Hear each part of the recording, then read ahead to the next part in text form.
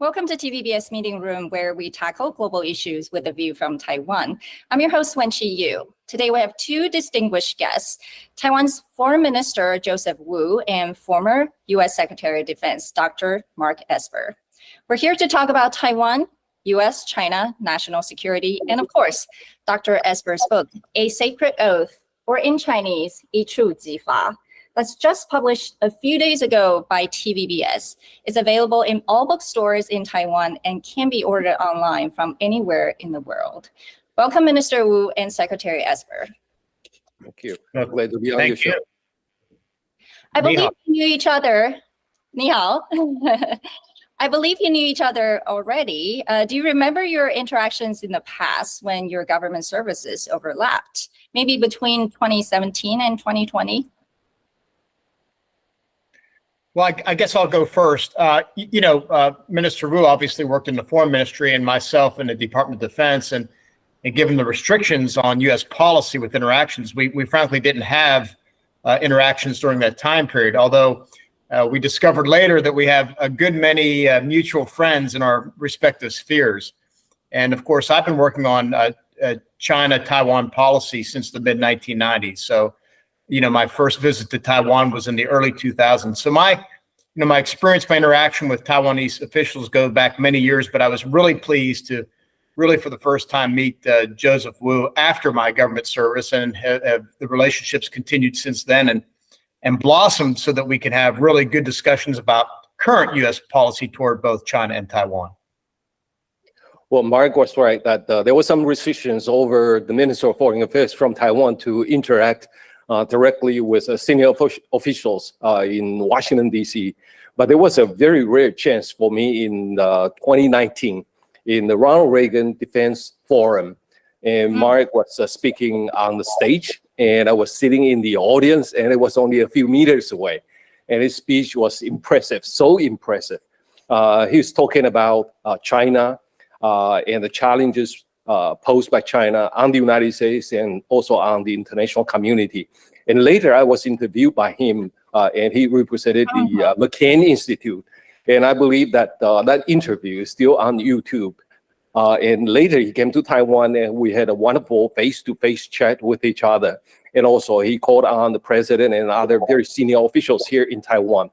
And he cares so much about Taiwan's defense situations, and we have learned quite a lot from him in that face-to-face discussions. Well, it says how difficult it is for senior officials to actually interact with each other between Taiwan and U.S. But thank you for, especially, Secretary Esper, for your willingness and trying in the past. And you were last in Taiwan about just a year ago. During your trip, you actually gave advice to President Tsai that Taiwan should dramatically increase Taiwan's defense budget and lengthen military conscription for at least 1 year for both men and women, and stockpile food and weapons. And last August, President Tsai announced a nearly 15% increase in the defense budget from 2022. In December, she also announced that starting in 2024, the 1-year mandatory military service will be reinstated. So it looks like she's heeded to your advice. Now, is Taiwan doing enough from your point of view? Well, let me first say thank you to Joseph Wu for his kind words. Taiwan and the Taiwanese people are blessed to have such a capable foreign minister. And so I just want to thank him for that. Look, yes, you're right. I was in Taiwan last summer just before Speaker Pelosi arrived. And, I gave my advice, if you will, to President Tsai. I think she's done a very great job. She's been quite capable. I think the decision to extend conscription up to a year was a courageous decision. But I wasn't the only voice. There are others out there who are saying the same things. I think my approach is to look at this from the lens of both Taipei and Washington. And Washington has made a commitment to Taiwan, going all the way back to the Taiwan Relations Act in 1979. And my view is, if you want to also move beyond an agreement that's embraced in law through policy, but also garner the full support of the American people, then I think Taiwan should do everything that it can as well to show that Taiwan and the Taiwanese people are committed to their own self-defense as well. And that includes doing things that require sacrifice. And sacrifice means, young people serving their military. That means increasing defense spending up to, pretty significant amount given the threats you face, and doing a number of other things that take bold political decisions. And that is what I was recommending and what President Tsai and her cabinet have taken on, again, with great political courage. So I give her credit for what she's done. There's obviously more that can always be done in the United States as well, but I think we're on a much better path today. Now, I'm going to turn this to Minister Wu then, since this has become a more controversial issue. The KMT presidential candidate Hou You-yi just pledged to reverse the conscription length back to 4 months if he is elected. And once the cross-strait relations are stabilized, however, that's defined. So how has this conversation been going on in Taiwan?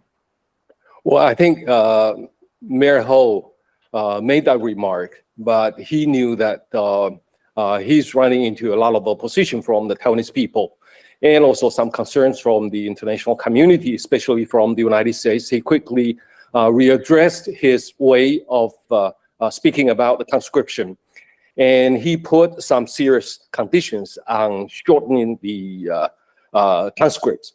But I think from Taiwan's perspective, we have to be very realistic about the threat we have been receiving from the other side of the Taiwan Strait, especially the military threat. And if we want some other countries to give us necessary support, we cannot just sit idle and ask other countries to provide support to Taiwan. I have some friends who used to serve in the Defense Department, and they told me in a very frank way, we cannot help you more than you can help yourself, or you want to help yourself. If Taiwan is not willing to do any sacrifice, and at the same time, we are not entitled to ask any country to sacrifice for Taiwan. So that is something that is, we have to take it. And when China is increasing its military threat, we have to think about ways to increase our defense capabilities, and lengthening the conscript period is just one of them. So I think obviously Mayor Hou said that because there was clear support domestically for his position. And so now turning to Secretary Esper, would this be a concern to the United States should the mandatory military service be shortened again in Taiwan? Yes, absolutely, because it sends all the wrong signals to the United States and to Taiwan's other supporters around the world. I mean, what's inspired the United States to support Ukraine has been, first of all, the leadership of President Zelensky, and secondly, the willingness of the Ukrainian people, men and women, to pick up arms and fight for their country. And I think for Taiwan to go in the opposite direction would send the wrong signal, and it really questions the resolve of people in Taiwan. The American people ask themselves, well, why should I send our sons and daughters to fight if Taiwanese boys and girls won't fight for their own country? So again, I hate to speak in such stark terms, but that's how people view it. And I think Joseph Wu has just made the same statement, that you have to show that Taiwan is committed to its own defense as well. And I know these are tough decisions, and I know politicians tend to play toward what is popular. And I'm not taking a position in domestic politics. I'm just saying what I think the impact has on other countries that will support Taiwan. Look, we also looked at countries like Finland, who recently joined NATO, and we see a country that has mandatory conscription. 80% of young men serve. They attend military drills every year, and they're a much, much smaller country than Finland is compared to Russia, than Taiwan is to China. So we look to those countries and we get inspired, and it motivates the United States and other Western democracies to defend another fellow young democracy. So I think it's the signaling which is more important than anything else in this regard. Well, I think ultimately there's some voice in Taiwan that questions whether deterrence or a stronger defense is actually a better strategy for Taiwan. So this is a question to both of you, obviously. Is deterrence or a better relationship with Beijing safer for Taiwan? Maybe Yeah. Go ahead, Mark. Both. Right. I think a strong deterrent actually is a basis for a good relationship or a better relationship with China. Look, authoritarian regimes like China and Russia, they see weakness, they perceive it as a vulnerability to exploit. I think if Taiwan builds up its capabilities, its stockpiles, it commits more to defense, it builds up a stronger alliance network, if you will, which includes the United States, Japan, and others, then I think it gives it a better position at the negotiation table, or I should say in cross-strait relations with Beijing. And the two are not mutually exclusive. In fact, I would argue again that I think an enhanced deterrence capability built on a strong defense, built on a signal of resolve from Taipei and from the Taiwanese people, actually positions you better to have improved relations with Beijing, and certainly again with other allies and partners in the region. Mr. Wu? I agree absolutely. I think the policies being pursued by Taiwan have two basic elements. The first one is that we don't want to provoke China. And as you hear from President Tsai or other senior officials from Taiwan, we want to maintain the status quo across the Taiwan Strait, and we want to maintain peace and stability over the Taiwan Strait. And we also want to be able to speak with the Chinese if they do not have those preconditions on us. And this is a very basic way of keeping China from thinking that they can have any excuse to launch a war against Taiwan. But on the other hand, I think the best and most effective way of preventing China from thinking that they can launch a war against Taiwan and they can take Taiwan over very quickly is that Taiwan has a very strong defense capabilities. And this is the direction President Tsai is heading. We are making more investment in our defense. We are transforming our strategy into asymmetric. And we are also training our soldiers for the new capabilities. We are buying more weapons for our self-defense capabilities. And all these kinds of combinations is going to serve as a very strong deterrence against the Chinese ambition of launching a war against Taiwan. But at the same time, we are also seeing international players like the United States, Japan, and other major democracies are also taking precautions against the Chinese ambition in this area. For example, they continue to tell the Chinese that peace and stability over the Taiwan Strait is very important. And they continue to urge the Chinese not to engage in unilateral change of status quo across the Taiwan Strait. And they're also mentioning to China that any kind of impact upon the Taiwan Strait peace and stability is going to have a major global effect. And all of these are going to be a very strong deterrence against the Chinese. Well, thank you. I think there's a line between what is viewed as deterrence and provocation, right? So the question goes to Minister Wu again. Taiwan is the one to bear the consequences should Washington, D.C. is perceived by China to change its long-held Taiwan policy. So how does Taiwan balance this delicate relationship? Well, you know, on one hand, you need strong support, defense, obviously, but on the other, you don't want to be viewed as you're provoking Beijing. So how do you balance these two? Well, this is not easy, but I think President Tsai has been doing a great job in balancing all different kinds of considerations for not provoking China. We understand that there are things that we need to be very careful, especially when it comes to the status quo across the Taiwan Strait. And there's a very serious commitment by President Tsai and the Tsai administration on maintaining the status quo, safeguarding the status quo. And this policy has won the admiration and appreciation from our friends around the world, especially the United States. But on the other hand, we also need to think about the Chinese motivations and their objectives over Taiwan. They are hoping to be able to crush Taiwan without the actual use of force, or they want to overwhelm Taiwan when they launch war against Taiwan. So they don't want Taiwan to have any friends. They don't want Taiwan to arm itself, and they don't want Taiwan to be active on the international stage. But for Taiwan, when China is trying to isolate Taiwan, the necessary thing is for Taiwan to build our friendship with the international community. And in the last few years, because we have been speaking with the international community about the situation over the Taiwan Strait, we are getting more support from the United States, getting more support from European countries, from Canada, from Australia, and from Japan. And all these are very important elements of deterrence against China. But at the same time, these should not be considered as provocation, because these are just building friendship. Well, I think Minister Wu said a very important sentence, which is status quo, which is a popular, I would say, language by all sides, right? However, I mean, this is a question for Dr. Esper. You've said that the U.S. should not be self-deterred and that Washington, D.C. should review its one China policy and strategic ambiguity policy toward Taiwan. Is that a change of status quo? And do you really think China will not make a move toward Taiwan with those changes? Well, I think longstanding United States policy has been to not provoke China with regard to one China policy. In fact, the policy speaks to no unilateral changes in the status quo, right, through military means.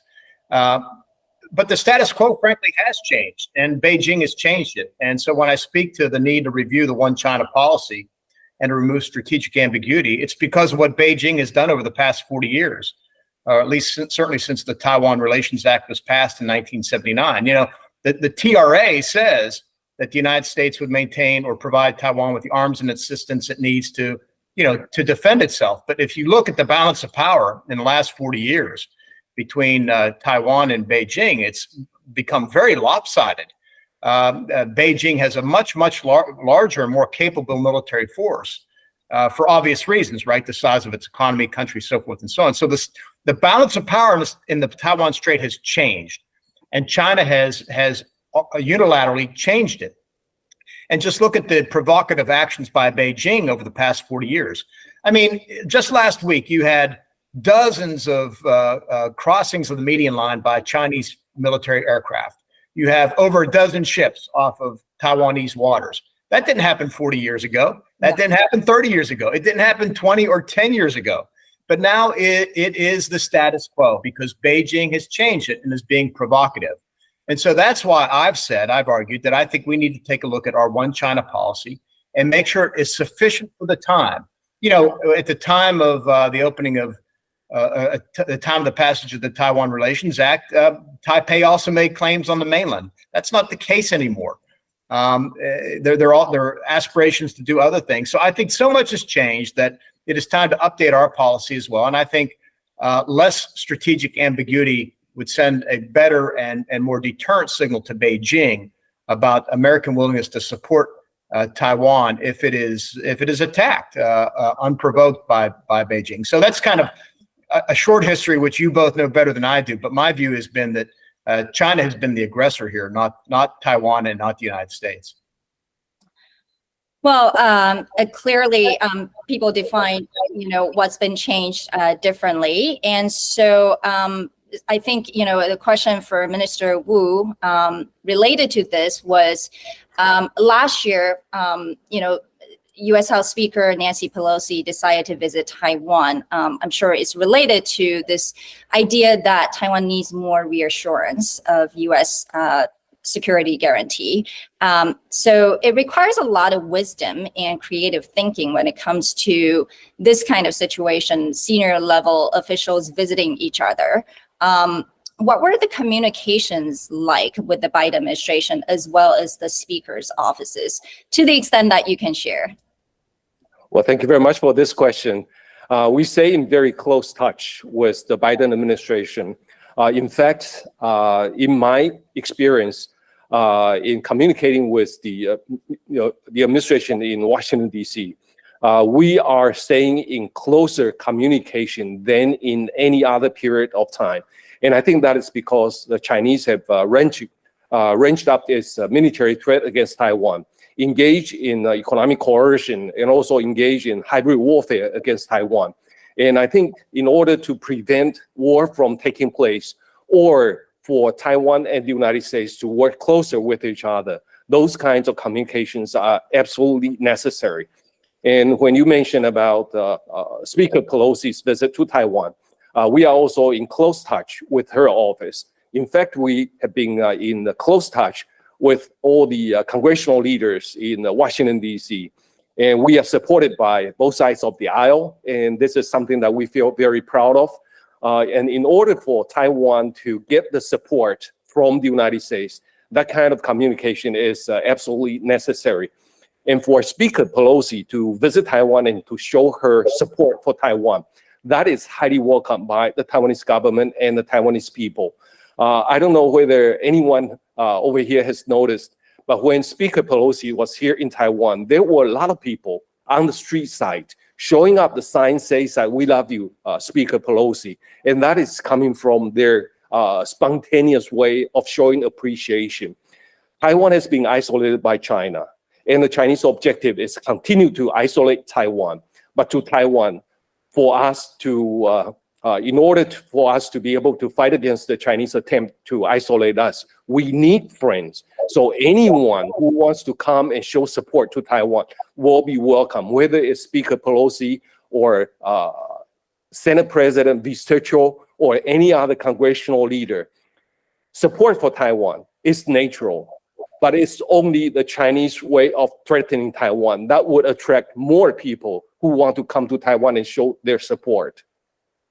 I think that was, while, you know, Speaker Pelosi was widely popular and well received in Taiwan, a lot of people in Washington, D.C., as well as in other parts of the world, were quite worried about that moment. And I think, you know, Secretary Esper, you actually supported Speaker Pelosi's visit. And, you know, the question is, you know, not so much about that moment, but more what communication has been done, right? So I know you already left the government, but just curious, did you think, you know, the military to military conversation, for example, between US and China happened or not? Because in your book, you also mentioned a very risky moment right before US presidential election, how you tried to reach out to your counterpart in the Chinese military department to make sure there's no miscommunication. It really highlights just, you know, the importance to have any incident. So what is your view now that, you know, US-China, there's no military to military communication? Are we at a dangerous moment again? Well, first, let me speak to Speaker Pelosi's visit.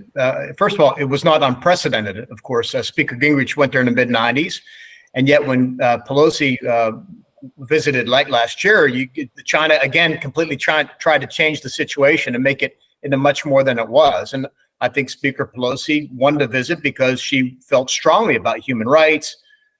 She felt strongly about United States support for Taiwan. And my view was, from a government perspective, is the United States should not be deterred by statements coming out of Beijing. And if you back down and allow Beijing to dictate where and when our officials travel, then that's just kowtowing to them, and that sends all the wrong signals. So I think Speaker Pelosi did the right thing and handled the situation well, and everything worked out.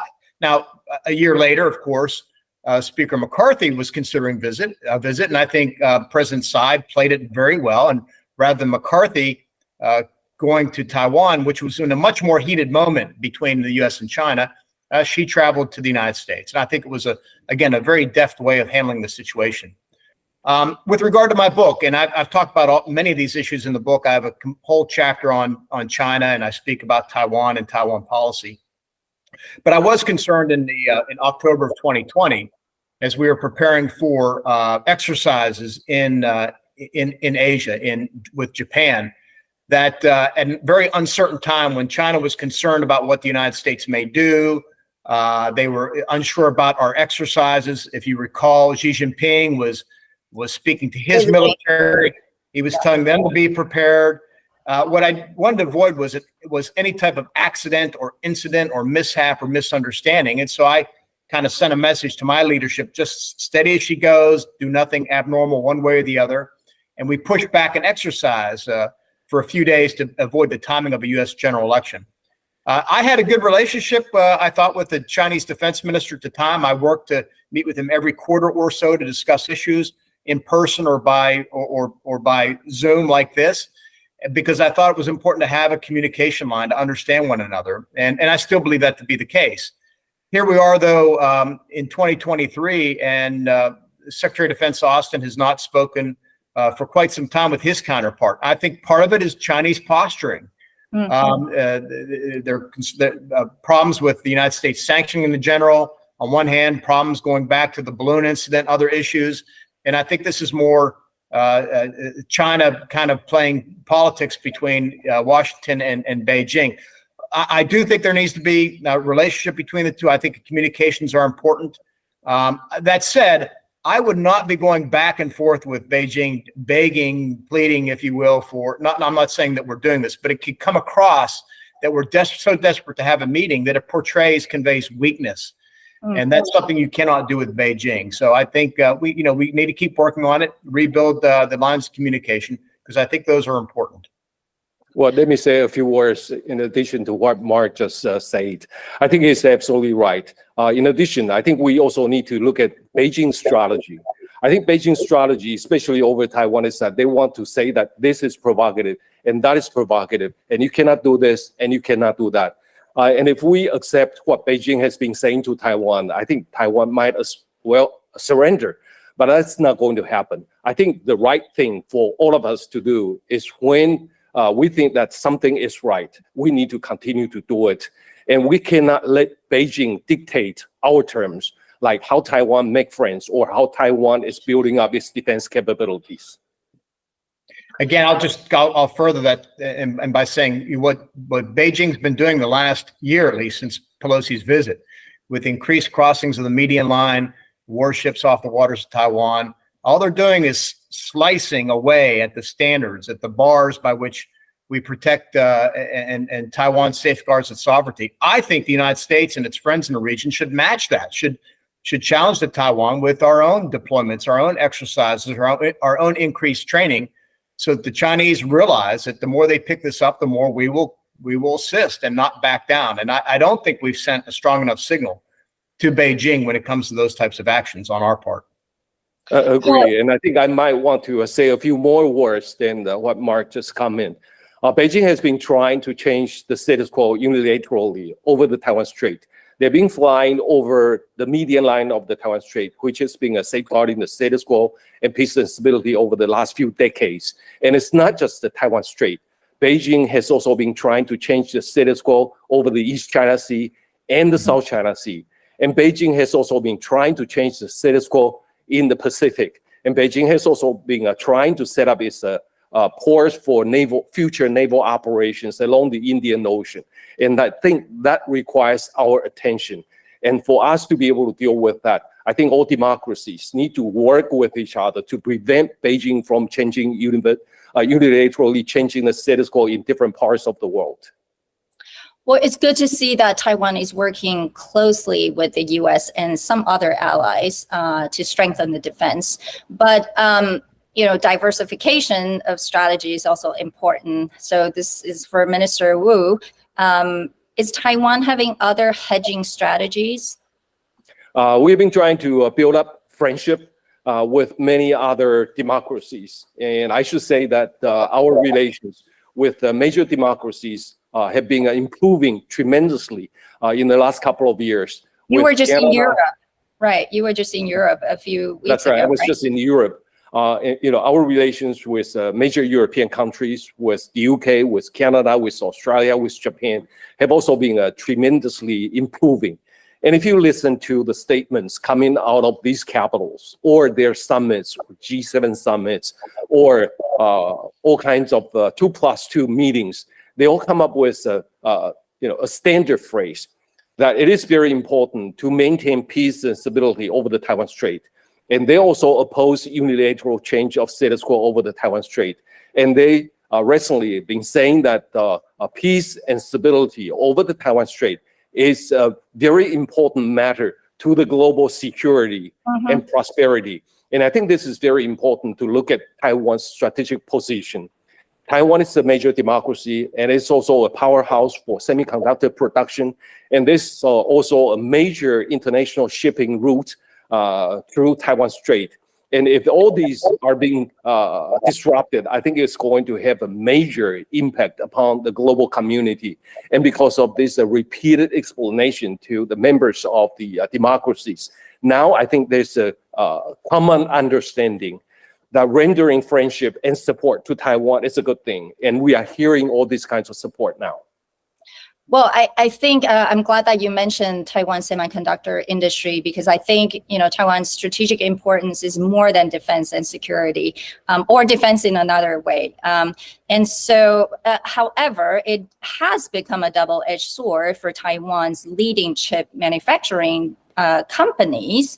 That's why we're seeing TSMC, investing in Arizona in the United States. That's also become a debate domestically in Taiwan. So I guess the question is diversification of semiconductor manufacturing safer or better for Taiwan? Well, from our perspective, Taiwan has built this cluster or ecosystem of semiconductor industry in the last 4 decades. And now this is where we are. We produce about 60% of the global total output of semiconductor chips and about 92% of the most advanced semiconductor chips. And this is the kinds of situation that is very hard for any one country to replace. And the investment from the TSMC in Arizona or in Japan, Kumamoto, Japan. I think this is the way the TSMC is trying to expand its global operation in cooperation with its major partners, either in the United States or in Japan. And I heard that some semiconductor companies here in Taiwan are also thinking about entering into cooperation with European countries. And all this is the diversification of Taiwan's strengths, and diversification in the sense that Taiwan is extending more of its semiconductor influence over the global community. But the main production and the research and development at the highest end of the production will remain in Taiwan. I have no doubt about it. And therefore, making more investment in other countries actually is a good thing for Taiwan's semiconductor industry. And I should also say that because of the semiconductor production here in Taiwan, the international community now understand the kinds of impact that the world will have if China launches war against Taiwan and the supply chain is disrupted. And I think this kind of awareness is good for Taiwan to be able to persuade other countries that come and work together with Taiwan is a good thing. And I have the data in my hands. For example, for last year, we had a 77.9% of investment increase here in Taiwan from the international community. And I think that is because the international community understand the strengths of Taiwan and the attractiveness of Taiwan market. And with the international investment coming into Taiwan, I think Taiwan is made safer than before. Well, then I'm going to ask Dr. Esper, because clearly, the diversification of semiconductor manufacturing capability in the world is one big concern for the Biden administration. And so you see the administration's technology export control and other restrictive investment policies in the name of national security. And in your view, this is quite some government intervention. And so the question is this actually going to slow down or actually accelerate China's technology advancement? Sure, it's a good question. Let me go back a couple steps on and talk to your first question about the diversity. I think Taiwan's is doing a great job diversifying its relationships. It's been enabled certainly by Xi Jinping's rise and China's bad behavior, so much so that I think a very important moment that people in the West often miss is the fact that Japan has moved markedly in a very positive way with regard to its view on China and its concerns about Taiwan. And if you look to Europe, you'll see Germany, which is really surprising, also making similar moves. NATO just came out of its summit with a very strong statement about China. So you see Europe moving as well. On the diversification front, and I'll get to your answer, on the diversification front, I also think it's important, I've been saying this publicly, that the United States can conclude a trade agreement with Taiwan this year, and we should also have a tax and investment agreement as well. I think doing that will help strengthen the economic ties between our countries, and then send the right signals to other Western allies to also conclude similar types of agreements with Taiwan, which would allow Taiwan to, again, diversify its economy, pull back some of the investment from China itself, and then be in a stronger position internationally. Now, this gets us down to the semiconductor piece. Look, I clearly, the United States restrictions on technology going to China is about national security, but it's also about economic security as well.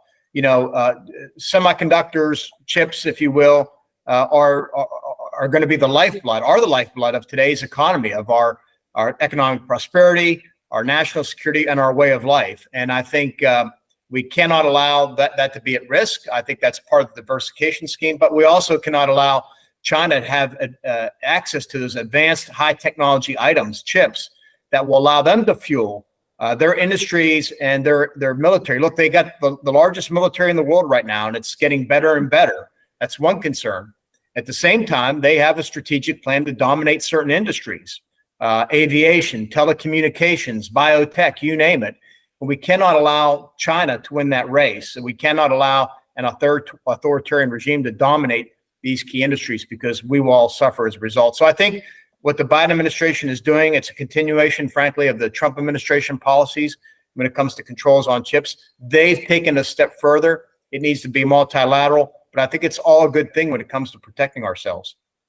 Well, since you mentioned the Trump administration, a lot of Taiwanese people actually liked President Trump and the administration's Indo-Pacific policy. They credited President Trump for being tougher on China and being more supportive of Taiwan. But in your book, you highlighted the danger of President Trump as the US president and his lack of respect for the professional decision-making process in the US government. So can you say a little bit more to our audience? Yeah, let's focus on the China issue, because I think, and I write about this extensively in my book, I think an important achievement of the Trump administration is the fact that we consolidated a view, certainly within the United States government and arguably within the country, that China is certainly a strategic competitor. I argue that they are an adversary and that we needed a completely different approach, that continuing to engage the way we was just not fruitful. It was being used against us.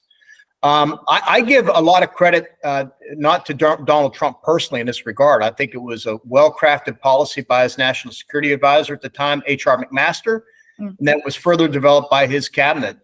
You know, DOD, the Defense Department that I ran, my top priority was implementing a national defense strategy that focused on China, and certainly others like Mike Pompeo at State. My concern with Donald Trump was that he never fully embraced that strategy. With regard to the United States position on China. He was really focused on two things: the trade agenda, and specifically putting tariffs on China, and secondly, his personal relationship with Xi Jinping. And it's actually the latter that concerned me.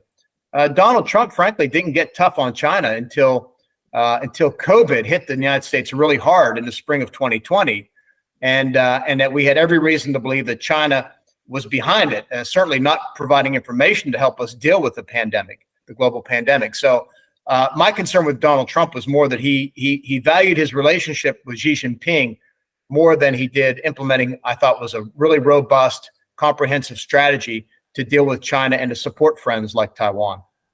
Well, since President Trump is running again, are you worried? And what would be your advice to foreign governments, including Taiwan, should there be another Trump administration? And will you join? Well, no, I won't join. I don't think Donald Trump is fit to be president for any number of reasons. First of all, I think he puts himself first, and I think any leader, whether it's the president of Taiwan, the president of the United States, you name it, has to put the country first, the people first, and that's not Donald Trump's inclination. In this case, you know, I don't think Donald Trump values alliances and partnerships the way myself and other traditional Republicans, and I describe myself as a Reagan Republican. Ronald Reagan believed strongly in allies and partners and defending democracy and human rights. That's not where Donald Trump comes from. So my concern would be that in a second administration, Trump administration, after learning lessons in his first go around, that he would ultimately work to pull ourselves out of NATO, pull U.S. forces out of Korea or Japan, and maybe weaken the relationship with Taiwan. All those things would be bad, certainly for Taiwan, but also for the United States national security and for international stability writ large. Well, then, so the last question would be for Minister Wu. So, it wasn't easy to deal with any government with such uncertainty. So how did Taiwan actually evaluate and manage that relationship, especially towards the end of the Trump administration? And should there be another Trump administration, what would be Taiwan's sort of contingency plan or strategy? Well, we did not work with President Trump directly, except for that phone call before he took office. And of course, that was the initial contact. But when President Trump was in office, we worked primarily with those officials in the administration, in the Defense Department, in the State Department, and also in the National Security Council. And all these very nice and very helpful officials helped elevate Taiwan's relations with the United States. So we owe a lot to those officials who served in the Trump administration. And our relations with the United States is that we try to build friendship with both parties. And on the Capitol Hill, we got tremendous support from both sides of the aisle. In fact, the visiting congressmen continue to tell us that the United States is being seriously divided, especially in the Congress. But when it comes to Taiwan, they are united. So we are very happy to work with both parties on the Capitol Hill. And in the administration, we have a long relationship with the White House, the National Security Council, the Defense Department, and the State Department. And no matter who is in office, even though they might have a different style, and I think the support will remain the same. And we are confident that no matter who is becoming the new president of the United States, we will continue to enjoy very solid relations with the United States. Well, I think same reason why, Dr. Esper is still very much involved in Taiwan-related issues, even though he's left the government. So thank you, Minister Wu and Dr. Esper, for speaking to TVBS Meeting Room. We hope to promote better understanding between U.S. and Taiwan, and starting with Dr. Esper's book, 一触即发. Thank you and take care. Thank you. Thank you.